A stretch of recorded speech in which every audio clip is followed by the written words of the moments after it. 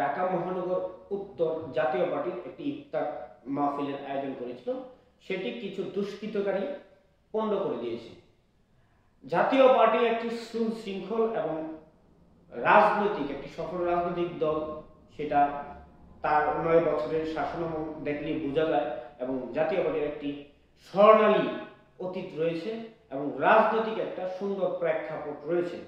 বর্তমান দেশের অবস্থায় জাতীয় পার্টির যে সম্ভাবনাময় দল, সেটা দেখে কিছু কিছু রাজনৈতিক দল ভয় পাচ্ছে, যার কারণে বারবার এক এক ধরনের এক একটি ঘটনা ঘটিয়ে যাচ্ছে।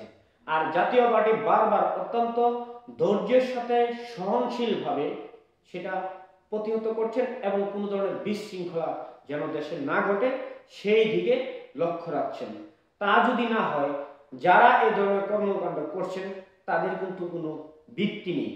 জাতীয় পার্টির যে ছাত্র সংগঠন আছে, তাদের যে সাংগঠনিক কাঠামো, সেই সাংগঠনিক কাঠামো কিন্তু অনেকের নেই।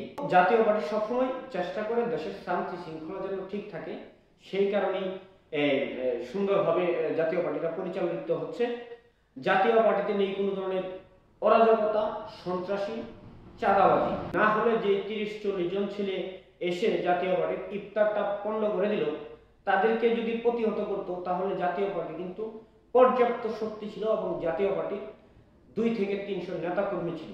কিন্তু জাতীয় পার্টি কখনোই বিশৃঙ্খলার রাজনীতি করে না, যার কারণে জাতীয় পার্টি এটাকে সুষ্ঠুভাবে একদম ঠান্ডা মেজাজে এটাকে হ্যান্ডেল করেছে, কোনো ধরনের বিশৃঙ্খলা সৃষ্টি হতে দেয় নাই।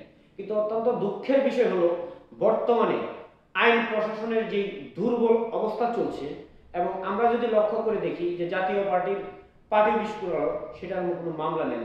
আজকের ঘটনাও কোনো ধরনের মামলা কিংবা কোনো ধরনের জিটিএনটি নেয় নাই প্রশাসন।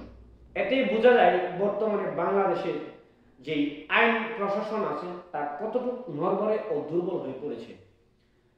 তাই দেশের জনগণের এখনই উচিত এটা থেকে সচেতন হওয়ার জন্য। জাতীয় পার্টি আগামীতে আরো শক্তিশালী হবে, আরো সুখ সমৃদ্ধ হবে। দেশের মানুষ এখনই বলছে যে জাতীয় পার্টির রাজনীতি ছিল শান্তিপ্রিয় রাজনীতি এবং জাতীয় পার্টির যে 9 বছরের শাসনামল, সেটা ছিল অত্যন্ত স্বর্ণযুগী একটি শাসনামল।